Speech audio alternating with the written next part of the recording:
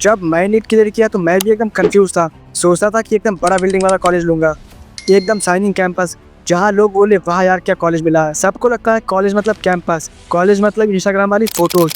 लेकिन मुझे ये किसी ने नहीं बताया कि जिंदगी सिर्फ फोटो से नहीं चलती। असल जिंदगी चलती है क्लासरूम में, प्रैक्टिकल लैब में, वार्ड की भीड़ में और हॉस्टल के एक छोटे से कोने में, जहाँ कभी आप दुखी होते हो और कभी खुद पर हंसते हो। देखो ये कॉलेज बस तुम्हें 10 दिन तक बिल्डिंग दिखाता है, उसके बाद बस पेशेंट्स, ओपीडी, हॉस्टल का मेस और पीजी का सपना बचता है। तो कोई भी गलती मत करना, चलो साथ में सोचते हैं कि कैसे सही कॉलेज चूज करें। तो जो पहली चीज है जो तुम्हें ध्यान में रखना है वो है तुम्हें कॉलेज चूज नहीं करना है, तुम्हें हॉस्पिटल चूज करना है। क्योंकि जब तुम कॉलेज देखते हो ना तो तुम्हें कैंपस दिखाई देता है, लेकिन जब तुम हॉस्पिटल देखते हो तो तुम उसमें अपना फ्यूचर देखते हो। पेशेंट लोड ये तुम्हारा असली गुरु है, क्योंकि जहाँ पेशेंट ज्यादा होंगे वहाँ तुम सीखोगे और जहाँ पेशेंट ही कम होंगे वहाँ तुम बस किताबें रटोगे। और ये पता करने के लिए सिंपल आपको गूगल पर सर्च करना है कॉलेज का नाम ओपीडी फुटफॉल पर डे। इसमें एक बात और है कि पेशेंट लोड सिर्फ नंबर तक सीमित नहीं है, किस टाइप के पेशेंट्स आ रहे हैं वो भी बहुत ही ज्यादा इंपॉर्टेंट है। क्योंकि मैं अगर जैसे बात करूँ कोई छोटा शहर जहाँ पर हो सकता है कि पेशेंट्स संख्या ज्यादा हो, लेकिन वहाँ पर आपको अधिकतर यही सर्दी जुकाम वाले पेशेंट्स मिलेंगे। लेकिन अगर कोई कॉलेज कोई फेमस सिटी में है तो आपको वहाँ पर हर टाइप के पेशेंट्स मिल जाएंगे। आपके डिजीज सिर्फ किताबों तक सीमित नहीं रहेंगे, आप रियल लाइफ में डिजीज को देखोगे, जिससे आपको बहुत ही ज्यादा सीखने को मिलेगा। अब बात करते हैं बॉन्ड की। स्टार्टिंग में लगता है अरे बॉन्ड क्या ही मैटर करता है,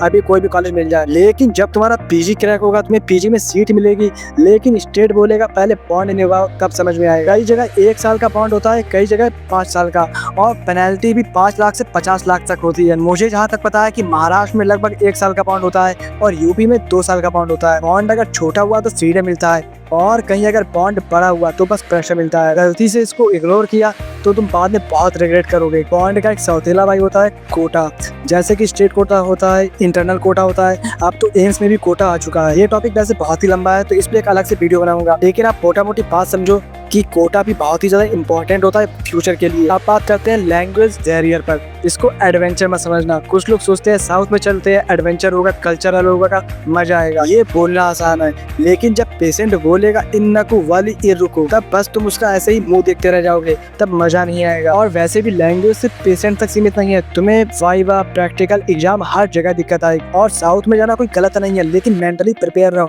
स्टार्टिंग में तुम्हारा कॉन्फिडेंस पूरा हिल जाएगा और तुम पूरा फ्रस्ट्रेट हो जाओगे। लैंग्वेज सीखने में टाइम लगता है, अगर तुम्हारे अंदर पेशेंस है तो जाओ, वरना अपने ही जोन में सेफ रहो। और अब बात करते हैं हॉस्टल और मैस की। फोटो में सब अच्छा दिखता है, हॉस्टल भी मैस भी, लेकिन जब आप फर्स्ट टाइम हॉस्टल में जाते हो तब आपको इंस्टा फिल्टर का सच पता चलता है। और वैसे भी गवर्नमेंट हॉस्टल का सीन तुम्हें कोई इंस्टाग्राम पे नहीं दिखाता है, क्योंकि कुछ गवर्नमेंट हॉस्टल 30-40 साल पुराने भी होते हैं, और पीएचयू की बात करें ये 100 साल पुराना है। बात करें मैथ्स की तो लगभग हर जगह एडजस्ट करना ही पड़ता है, लेकिन कुछ जगह तो सिर्फ सरवाइव करने का सीन होता है। शुरू में तुम थोड़ा एडजस्ट कर भी लोगे, लेकिन 5वीं बार तुम सेम वही दाल चावल खाओगे तो तुम्हें गुस्सा भी आएगा। बस उसके लिए मेंटली प्रिपेयर रहना, क्योंकि it's a part of hostel life. अब बात करेंगे कि इंपॉर्टेंट पॉइंट की जिसको लगभग सब लोग इग्नोर करते हैं, कॉलेज नियर होम। कॉलेज अपने घर के पास लेना सिर्फ कंफर्ट नहीं होता, ये एक लॉन्ग टर्म एडवांटेज है, क्योंकि मेडिकल लाइफ में तुम्हें इमोशनल सपोर्ट की बहुत ही ज्यादा जरूरत पड़ती है। क्योंकि कभी कभी ये मेडिकल फील्ड तुम्हें पूरा मेंटली जोड़ के रख देगा, और तब बस तुम्हें सिर्फ अपनी फैमिली सुकून देगी और कोई नहीं। और वैसे भी मेडिकल फील्ड में आजकल बहुत ही ज्यादा सुसाइड देखने को मिल रहे हैं,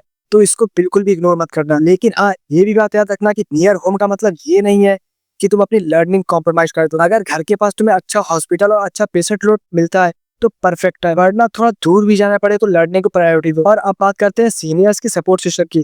तुम सीनियर्स को बिल्कुल भी अंडर एस्टिमेट मत करना। सीनियर्स तुम्हारी लाइफ का शॉर्टकट है। अगर सीनियर्स अच्छे हैं तो तुम्हारा लाइफ एकदम इजी होगा। Notes, PG tips, clinical hacks सब सीनियर से मिलते हैं। तो सिंपल चेक करो तुम्हारे सिटी के, तुम्हारे रिलेटिव के, तुम्हारे कोचिंग के सीनियर्स कहाँ गए हैं, इससे तुम्हारा बॉन्ड थोड़ा मजबूत रहेगा। तो फाइनली इसको पूरा समराइज करें दिल से, तो भाई एमबीबीएस की लाइफ मस्त है, लेकिन अगर गलत डिसीजन लिया तो रिग्रेट भी होता है। कॉलेज वो चूज करो जहाँ तुम सीखो, जहाँ तुम ग्रो करो, जहाँ तुम्हें रोकने के लिए बॉन्ड ना हो, जहाँ तुम्हारा पीजी पाथ क्लियर हो, जहाँ सीनियर्स तुम्हें गाइड कर सके। डिसीजन दिल से लेना, लेकिन दिमाग का यूज जरूर करो। और अंत में एक निष्कर्ष निकाले तो सब कुछ मैटर करता है और फिर कुछ भी मैटर नहीं करता है।